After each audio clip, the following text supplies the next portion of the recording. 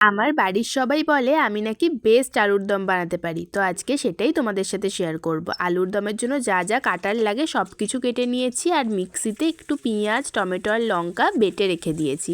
দেন গরম তেলে আলুগুলো দিয়ে তার মধ্যে একটু হলুদ গুঁড়ো আর নুন দিয়ে ভালো করে ভেজে তুলে রেখে দিয়েছি। আর তারপরে ওই তেলের মধ্যেই পেঁয়াজ কুচিটা দিয়ে লাল লাল করে ভেজে নিতে হবে। দেন তার উপরে দিয়ে দিতে হবে একটু আদা রসুনের পেস্ট, দিয়ে সেটাকে ভালো করে কষিয়ে নিতে হবে। কষানো হয়ে গেছে, এর ওপর দিয়ে দেব টমেটো আর লঙ্কাটা। এটা দিয়ে ভালো করে কষিয়ে বেটে রাখা মশলা যেটা ছিল সেটাও দিয়ে কষিয়ে নেব। তারপরে একে একে হলুদ গুঁড়ো, লঙ্কা গুঁড়ো, কাশ্মীরি লঙ্কা গুঁড়ো, ধনে গুঁড়ো দিয়ে ভালো করে কষিয়ে নেব।